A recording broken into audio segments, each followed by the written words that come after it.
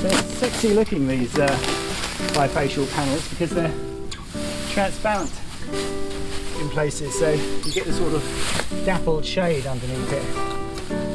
I think it's gorgeous.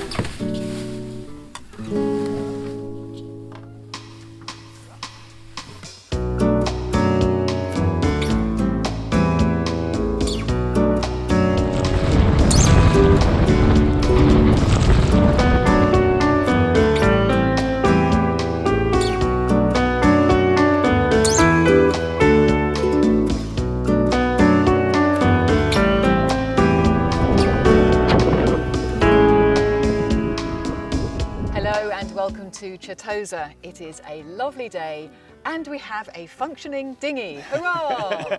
Yes, we don't have to row it anymore because we do finally have our engine. UPS, who tried their hardest not to actually deliver it for no reason whatsoever, finally came round and did it. I mean, they are, just words escape me. Good, how stop bad they talking are. about it then. I'm never going to mention it again. It's out. I'm over it. So we're able to explore. I do hope you like the film. Coming up, travelling through the canals in our own dinghy, the dream of living in Venice. The rescue ships of the Mediterranean, why do we need them? And polishing the portholes, the fast coat works, they are still shiny. There's been some low tides in Venice recently and it does make the place feel quite strange. A bit more land than usual. I think we could almost walk out there. We could almost walk to Venice now. We don't need the Vaporetto. At least a couple of metres of exposed sea life and land life means some boats couldn't move even if they wanted to. Wherever you're going, I'm going too. Marooned gondolas, a talking point for sightseers. But folks, this does happen most years. It really doesn't mean someone has pulled the plug. It just looks like it.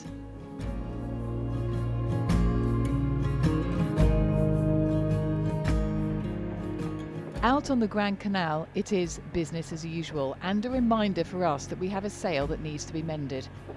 But before that, the competition. The question was, what's this gizmo for? And the answer is for your foresails to lead the luff tape into the track. It's dead useful. Here's a demo. So this is how it works. I actually just slot it in the bottom there and I tie it off, which I'll definitely make sure I do now because one of our viewers said that these things cost about 120 quid each. So we had a couple on the boat when we got it, so I've never had to buy them. But then it works just by slotting the luff tape into there. And then when you pull, it feeds it up nicely. So you can even do it single-handed, so makes life much easier. I've done it without these things and it's a real pain trying to feed it up normally, so these things are really worth having. But we're actually stripping their sail off for repair. The patch that we put on mid-summer has held up well and stopped further damage. But now it's time to get it done properly.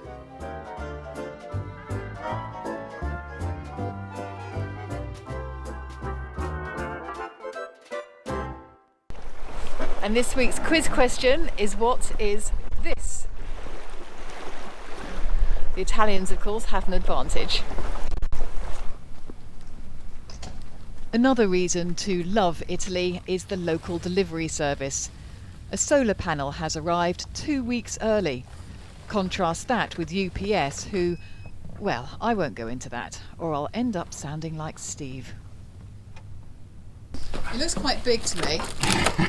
Well, it's got packing around the edges, so it's going to look bigger than it is. But it's pretty amazing that this, having waited for a month for a bloody UPS parcel, we've now got this one, which they said would take, what, 3 weeks. It's taken 3 days. So we're pleased with that. Hope it's in one piece. It's always a problem with a package like this. But wouldn't you hear it going rattle, rattle, rattle with it? Well, who knows, it could be just a crack in there. Yeah, that's true. Check it. It's quite delicate things.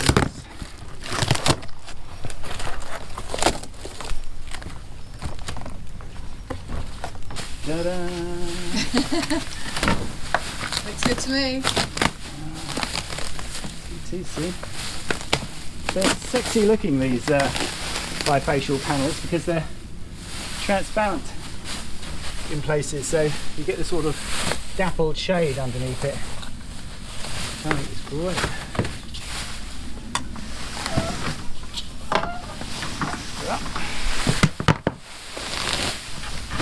Yeah, it's in one piece.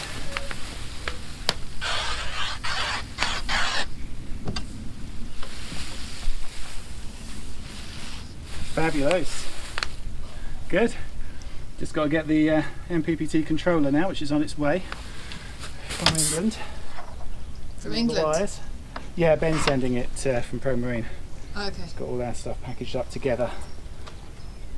So yeah, that looks superb. Let's get her on board. Much more exciting than solar panels, as exciting as they are. We are going shopping. That's not the exciting bit. The exciting bit is it's with this new engine. I know. Julie's even got the hat on. I have ePropulsion. It's lovely just to have your own transport and just to go out. I mean, look, this is where we are, and we can go from the back of our boat over there to the shops now on our own, as long as it's got the range to take us there. And if Yes. you believe their blurb, it's got the range to take you there several times, so we will find out. Off we go. It's a really good practice route for rowing. It's quite difficult rowing the Italian way. But it's fun. It's fun. I think it's a nice way of doing it, standing up and rowing. That's the focular, isn't it? You have to keep the oar in the focular. Good luck with that. I wonder if it's easier in those sorts of boats than the gondola. It's bloody difficult in the gondola. I can't imagine it is any easier. It's still the same thing. You've got to keep it Yeah, balanced. still the same thing. But they do well, these guys. Get them early morning. I suppose, you know, with lack of space in Venice for running and things, it's, you know, better exercise, stand up and row. Yeah, I'd still rather run. No, Away from the edge here. I'll go for the rowing every time. It's also our first view of the life of the marina from the water. This is Paolo's tugboat that you might remember from earlier. He's a resident artist, and we just come out into the main bit. You have to miss the Vaporettos Oh, just about missed it. and just go over to that side where the shops are. We reckon the engine will keep going for 2 or 3 hours at a time, depending on how fast and far we go, of course. That's easily enough for a day trip pottering around the canals or going to the shops. Electric engines are welcome here. It's still pretty empty in Venice, and these canals are well away from the main tourist areas. We have seen taxis going past and delivery boats, and we know some people have left the city during the lockdown because things have been quite restricted here.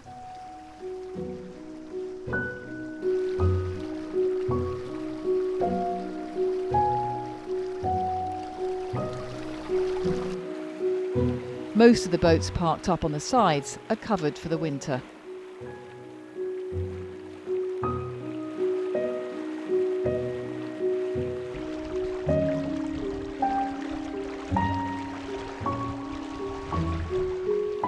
We've been trying to find out what the local rules are for parking your dinghy, but there doesn't seem to be a handbook available. So if anyone watching has any ideas, do let us know.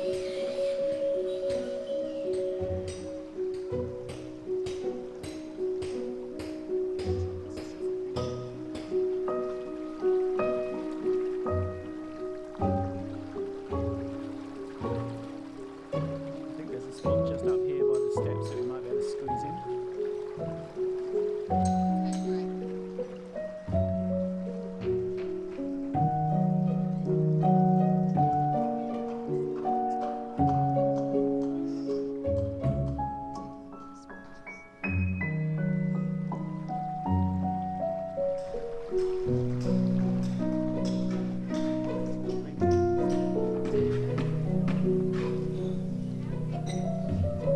not going to hit the bottom though on a dinghy, are we? Oh, no, no. No, I'm just thinking of put somewhere to tie it up, that's all.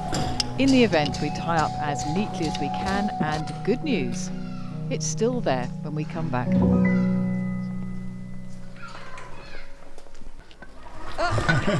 Cracked it. Cool. Something fit in there, though.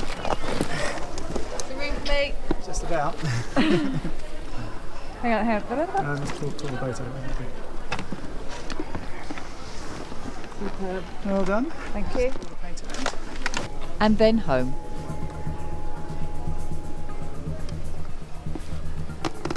There we go.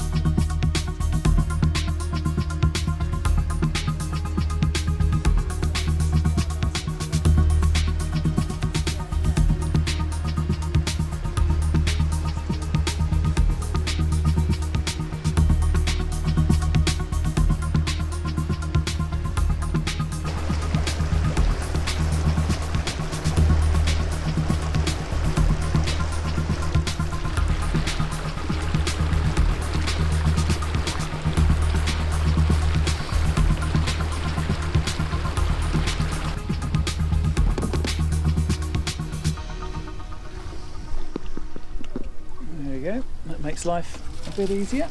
Shopping delivered door to door. It's great. And guess how much battery we've got left? 1%. 1%? Nope. It's actually only one, I don't know if you can see that. 1 point off full. How much? Well, it's as you know, 2 bars down from full. It's on 1, 2, 3, 4, 5, 6 bars. Great. Amazing. Back on board, and a quick inspection of the latest boat job, polishing the portholes, shows the ones not treated with ceramic fast coat have already faded. So we can definitely call that a success, but maybe the real test for it is going to be outside, and I have done the derays, which I'm just about to fit. They've had a few coats of it, so we'll see how that fares. I'm going to do the ship's bell and a few other bits and pieces as well. But actually, it's not really meant for metal, it's meant for gel coat, and we've got beautiful weather now. I mean, it really has got summer-like overnight here.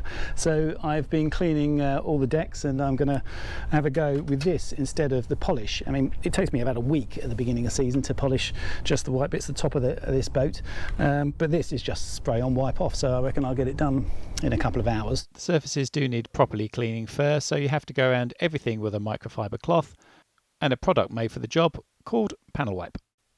Then you can move straight on to the ceramic fast coat. Same thing again, you can go around a couple of coats if you want.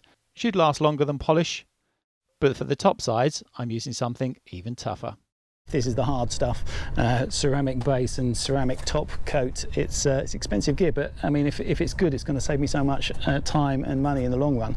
I can't do the whole of the top sides here though. It's got to be scrupulously clean. It's got to be out of the water really. So I'm going to do a strip along the top with that, and the rest of it in the usual way with grinding paste and polish, and it'd be a good way to compare basically how that works. I'm going to finish my deck jobs first. I've got lots of bits and pieces going on. I'm just touching up some of the varnishing on the toe rails and other bits and pieces, and I want to fit this. This is another webbing strap. I've got one already on that side, just a normal webbing strap, but this is a bit special. It's as strong as 6mm chain. This is by Ultramarine. It's called Ultraline, and I'm going to fit it probably on the side here. And the easiest way to fit it, comes with lots of different fittings, is just bolting this clamp on, and then the clamp would just go on the rail, and you can just have it on the rail. But yeah, we'll see. I'll have a play with that.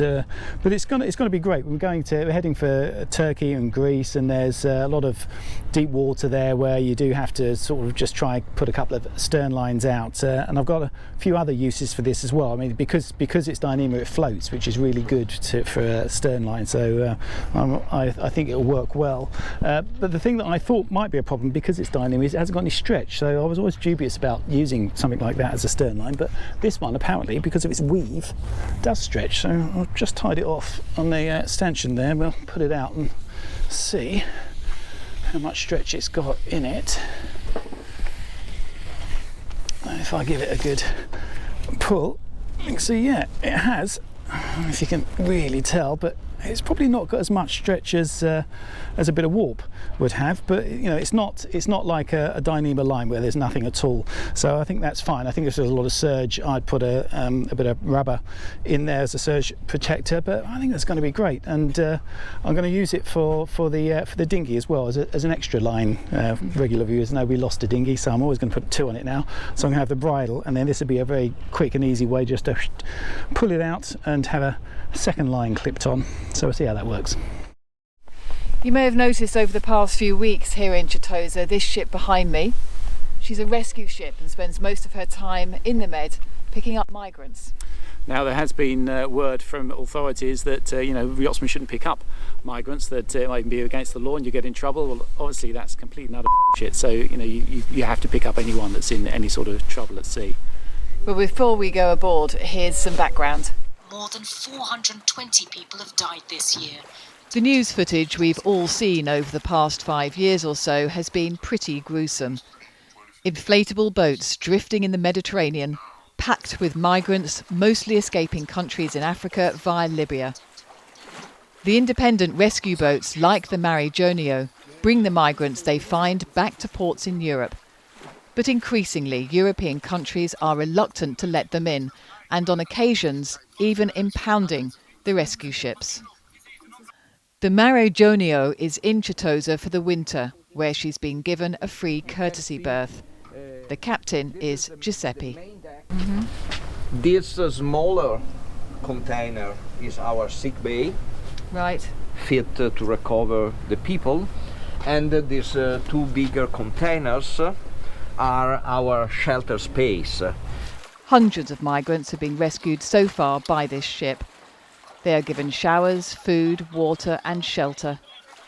Most are in shock when they get picked up, and some need medical help. In any mission we have at least 1 medical doctor and 1 paramedic. Some of the injuries suffered by migrants are common. The third main problem is that we call the sickness of the dinghy, is the level of severe burns related to the poisoned mix of salty water and oil that forms down in the boats. So that burns your skin? Yes, exactly. Most of the skin of the legs of the survivors. The ship typically carries a professional crew of 7 seamen, with everyone else being volunteers. One of the biggest expenses is fuel. Carries 110 tons of diesel. Yes. Consumptions are around 3 tons a day. This is a big ship, often out for days or weeks in their rescue missions. It all adds up.